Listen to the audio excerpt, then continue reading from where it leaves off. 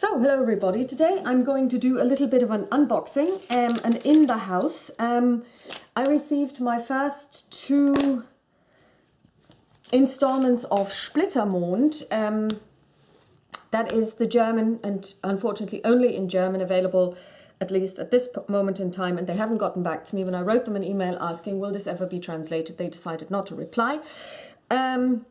It's a German role-playing game, fantasy role-playing game, released by Das Uhrwerk. It was released in 2014, so that was 5 years ago, or 4.5 years ago, depending on when it actually came out, because this is being filmed in March 2019. And when it first came out, it came out with this book. And this is The World. And this book contains no rules, it's just a description of the world of Lorakis. And there were no rules, and they didn't come out until later. The reason was that obviously they so believed in their vision of creating a new fantasy world, if there is such a thing as a new fantasy world, that they decided we're just going to publish the world and people can use any system they like to play in it. That was then followed by Splittermond, die Regeln, so Splittermond, the rule set. And this rule set was published and still is being published for free as a PDF, or you can buy it in different versions. This is the hardcover for €39.95. There's also a softcover version, or you can also just download it as a PDF for free. This also contains some descriptions of the world, so they are so confident that they kind of go, okay, well, we believe that this is an awesome world, it's an awesome rule set, we'll just give it to the world for free. And since they started this, they have been going from strength to strength, and there are plenty of additional books with regard to the world, but also adventures, of course. I think the Magic book has just been released this year. There are plenty of things that are coming out this year. So what I'm going to do is I'm going to open these two books. Reading-wise, I have cross-read, I should say, the rules. I've also watched several playthroughs to kind of understand how this translates into actual play, but I will start reading the World book. So let's just unwrap it and look at it. I've never seen the World book from the inside, so I don't know what it contains. My hope is it contains a map, because I love maps. And there are plenty of maps to download, by the way, for free. So they're very, very good at giving away free content on their website. So let's take a look. New book smell. So first of all, I have looked at the art in the rule set, and I don't like it. Let's hope that the art here is better. Of course we have, oh good, we have a map, and I love this, we have a map that you can take out. Yeah, which is really nice, because it means you can, and it's actually a serviceable map that you can use, unlike some maps I could mention, which are not even included in the book. So this is a world map. Here you've got the Crystal Sea, and it's 8,000 by 10,000 kilometers, so it's huge, and it shows and has all kinds of different climate zones, and it represents, well, the cultures that are represented are similar to ours in this world, but not quite the same. So first of all, yeah, it is full color, very nice paper, glossy paper, feels nice. It's going to be interesting to read this because it is quite heavy. When I got this today in the mail, it's 3.1 kilograms, the two books together. It was actually quite happy. It was actually quite heavy. So here you see a description, the different playable races. We've got gnomes, we've got dwarves, humans, elves, and Varge, who are not werewolves. And then, of course, the same in the female. Description of what they look like. Yes, the art is kind of problematic because I don't know what it is, because I have no vocabulary in German or English to describe art. But it looks flat. It just looks flat, and I don't know, it just looks flat. There is no depth to it. I find it really difficult to describe this, and somebody who knows about art can probably, and painting and drawing, can probably explain to me what the difference is between this on the one hand and something like this on the other, which is a lot less flat. I don't know how else to say it. It just looks flat. Or this one here has great depth to it. There's something about it. Or even, you know, when you look at Pathfinder or D&D books, there is a lot more depth to them. They just kind of look flat. That's the only way I can describe it.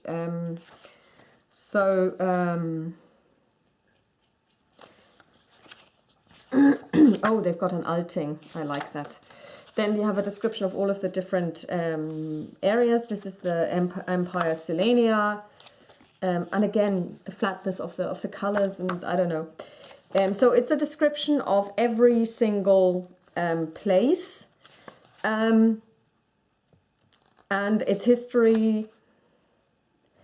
Their Padishah. Isn't there a Padishah emperor in June? I believe there is. Okay. And a description of the different peoples. So I'm really looking forward to this. Descriptions of the cities. I think this is one of the ones which you might probably not actually read through from start to finish. Let's take a look at the at the content. So this is something about who lives there. You would definitely want to read that. Then the different places. The history comes here, 236. The languages, the portals, and the moon paths, which are very important. Knowledge and science. How to move across the land, gods, rules, and then of course, I mean, if you're going to, I think I would read these descriptions of particular places, probably one after the other, not like read it from cover to cover. Here we've got the rules, and I'm just going to take a look at those as well. Let's see, just so that you get an impression. And I could recognize some artwork in the World book that I've seen in the PDF of the rules, so they have obviously reused them, which is fine. Let's take a good look.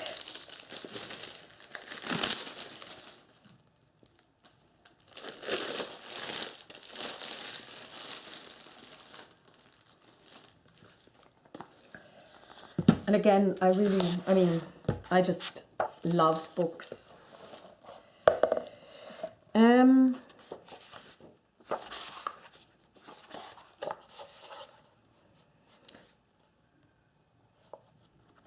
So let's take a look. For rules, of course, what you would expect is an explanation of what a role-playing game actually is.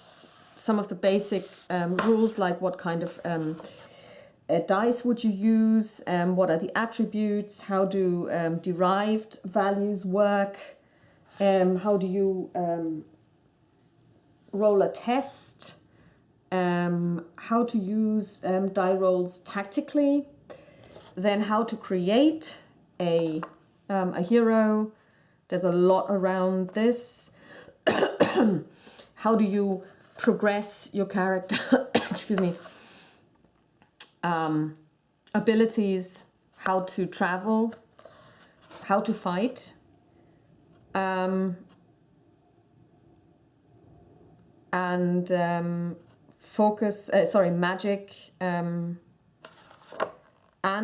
I believe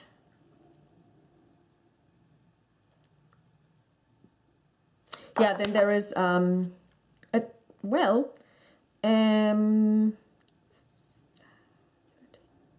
27 pages on the world. So you can, so it gives you enough about the world.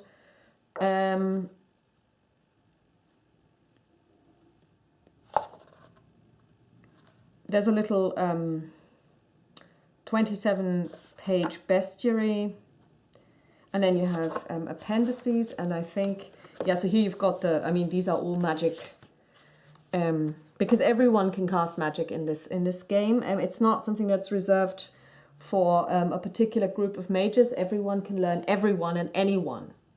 Every Joe Soap can learn how to use magic, even non-player characters. Like, you know, you don't know, the miller next door might have some awesome spells that help him make meal. Yeah.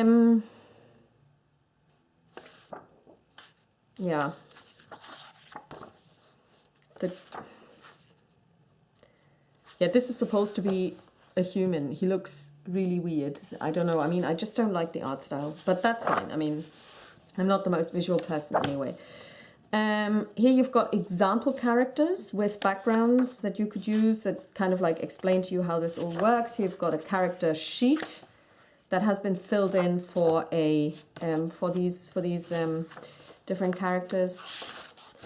So Aru has one, Kiderion has one, Eshi Bidherar has one, Keira Alvios. So all of these that you can kind of get a feeling for it.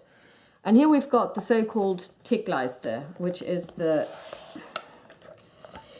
how you structure the battle, and it works off of initiative. So everyone has an initiative that they first roll, and then you put everyone in their relative field, and then for every action that they take, they get pushed back, and then it's always the person on the left, on the lowest numbered square, that gets to go next. And I guess this is an empty character sheet, is it?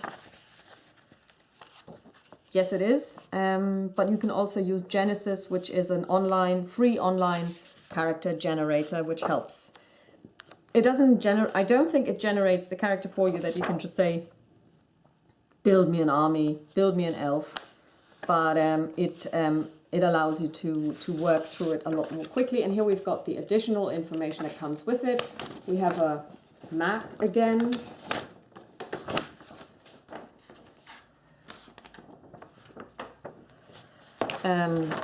To kind of give you an overview. And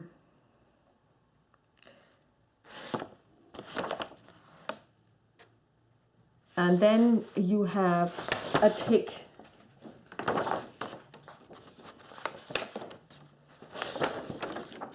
page. It's a big one that you could put on your table. And yeah, as you can see, this is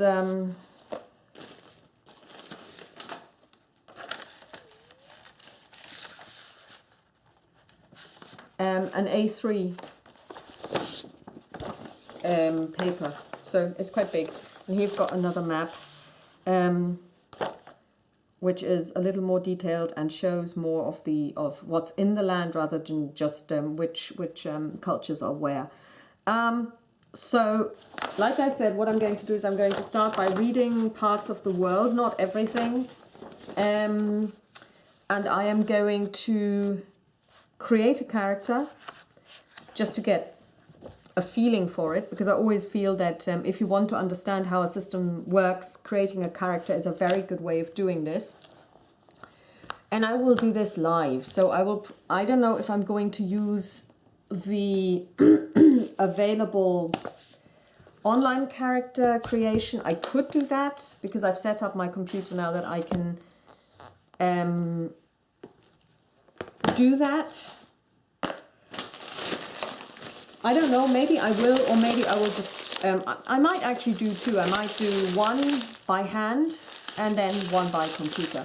So that's Splittermond, unboxing of Die Welt and die Regeln, released by Regelwerk. And as I said, and I can't stress this enough, if you want to play this you can go to urwerk.de or splittermond.de, splittermond.de that is, and you can download this book for free. And that's really all you need to have to play. You can play this out of the box. The only thing that you then need is an adventure, but there are also free adventures on the website. So that's all from me for tonight. Have a nice evening. Bye-bye.